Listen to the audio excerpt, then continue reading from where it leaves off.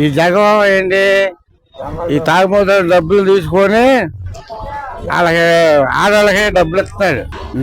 ఒకరిగాక ఏ government ముందమ్మల ఏంటి కక్కుర్తిగా ముందమ్ముతున్నాడు government.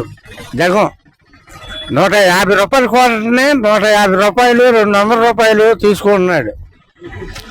మా డబ్బు ఎంత తినేస్తున్నా తెలుసా? తాగుబోతున్న డబ్బులు సరైన ముందు కూడా లేదు. కడుపు మండిపోతుంది తాగుబోతులకి. 90% పైన ఉండదు తాగుబోతులు నోటికి. మా సంపాదన ఏంటి, మేము వచ్చేదంతా మేము ఇంట్లో తెచ్చుకోవాలి. ఇంత డబ్బులు పెట్టి ఏం తాగాలి? తాగకుండా ఉండలేము. గవర్నమెంట్ మామూలుగా రైతు స్థలాలు కాదు ఇచ్చింది, అయ్యి గవర్నమెంట్ స్థలాలే ఇచ్చాడు. లోగడ ఇంద్రమ్మ లేబర్కి ఇచ్చారు ఆ స్థలాలు. ఇందిరాగాంధీ ఇచ్చింది. వాటిని ఇప్పుడు ఇతను ఇస్తున్నాడు కొనేవటల్లో ఏంటి. పైగా నేను ఇల్లు కట్టేస్తా అది ఇది అని చెప్పేసి నాకు ఫ్లాట్లు అయితే ఇచ్చాడు, కానీ ఇల్లు కట్టుకొని వీళ్ళు అప్పులైపోయారు. పేరుకే పథకాలు అవన్నీ అందించాడు. ఆ పథకంలో ఒక్కడికి కూడా ఎవరు అలా. కరెంటు బిల్లు వస్తే ఆటో తీసేస్తాడు, కరెంటు బిల్లు వస్తే పెన్షన్ తీసేస్తాడు, కరెంటు బిల్లు వస్తే ఇది స్కూల్ అమ్మఒడి తీసేస్తాడు. అట్లా అట్లా అని చెప్పేసి చాలా మందికి రేషన్ కార్డులని అవన్నీ తీసేసి చేసేసాడు.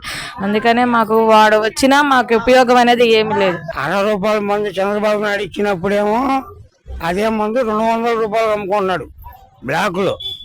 మరి ఆ డబ్బులు ఎడిపోతున్నాయి. ఫోన్ తీసుకెళ్తే ఫోన్లో డబ్బులు తీసుకోరు. డబ్బులు కావాలి, చిల్లర కావాలి. ఆ మద్యం 1000 రూపాయలు సంపాదించి ఇలా 200 రూపాయలు కూడా ఇంటికి వెళ్తా.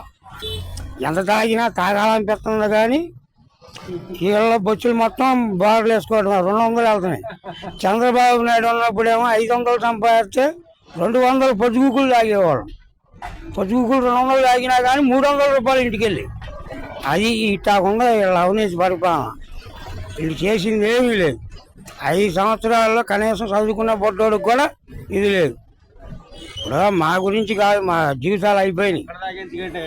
ఇప్పుడల్లా రోడ్డు పక్కన రోడ్డు మీద గుంట పడితే ఇప్పుడల్లా మేము ఆలోచించేదానంటే మా పిల్లల భవిష్యత్తు, ఆ భవిష్యత్తు మొత్తం బాగుపడాలంటే ఒక టీడీపీ వల్ల సాధ్యం. అది ఇంకా ఏ పార్టీ వచ్చినా కానీ చేయరు. ఆ నమ్మకం మాకుంది. ఇప్పుడు మా వయసు అంతా దగ్గర 50 ఉన్నాయి. మేము ఇంకా సంపాదించేది లేదు, పెట్టేది లేదు. ఇప్పుడు వచ్చే భవిష్యత్తుకి బాగుపడాలంటే టీడీపీ రావాలి.